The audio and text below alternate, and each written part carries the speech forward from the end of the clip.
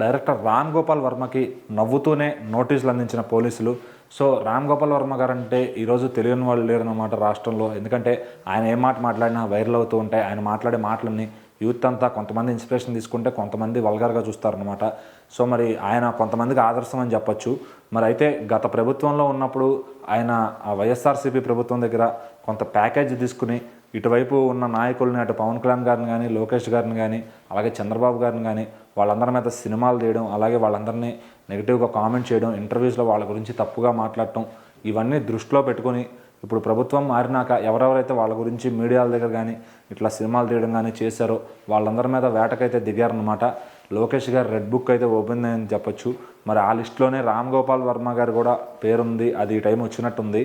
So మరి వాళ్ళు complaint అయితే ఫైల్ చేశారనమాట. సో ఖచ్చితంగా రామ్ గోపాల్ వర్మ గారికి పలానా ఒక టైం ఇచ్చి ఆ టైంలో ఒక ఎక్స్ప్లెనేషన్ అనేది ఇవ్వకపోతే ఎందుకు చేశారు అనేది, సో దాని తర్వాత తగు చర్యలు ఉంటాయని చెప్పి వాళ్ళైతే నోటీసులు ఇచ్చారనమాట. మరి రామ్ గోపాల్ వర్మ గారు ఎన్ని మాట్లాడారో అందరికీ రాష్ట్రం అంతా కూడా తెలుసు అనమాట, ఏపీ రాష్ట్రం అంతా.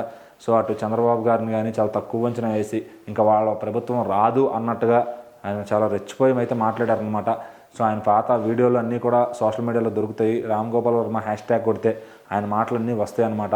ఆయన ఇచ్చిన ఇంటర్వ్యూలు అన్నీ కూడా రామోయిజంలో కూడా ఆయన చాలా ఇష్టం వచ్చినట్టు మాట్లాడి, ఎక్కడ పడితే అక్కడ ఆయన ఇష్టం వచ్చినట్టు మాట్లాడి ఇటు టీడీపీ అలాగే జనసేన వాళ్ళందరూ మనోభావాలు దెబ్బతినేలాగా మాట్లాడారనమాట.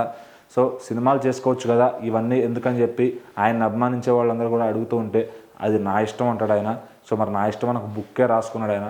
సో మరి ఇప్పుడు ఈ జైలుకి వెళ్ళిన తర్వాత ఎవరిష్టం అనేది ఆయన డిసైడ్ చేస్తాడా, ఇంకెవరన్నా డిసైడ్ చేస్తారా అనేది చూడాలి. సో మరి రామ్ గోపాల్ వర్మ గారికి ఆయన్ని అరెస్ట్ చేయడం ఆయన పరువుకి, ఆయనకి ఎందుకంటే ఒక మంచి రెస్పెక్ట్ అయితే ఉంది ఇండస్ట్రీలో. సో ఇప్పుడు అలా చేసినందుకు గాను ఆ నోటీసులు రావడం ఏదైతే ఉందో చాలా తప్పుగా అయితే సోషల్ మీడియాలో మాట్లాడుకుంటున్నారు. మరి రామ్ గోపాల్ వర్మ గారు దీనికి ఆన్సర్ చెప్పి చెక్ పెడతారో లేదో చూడాలి.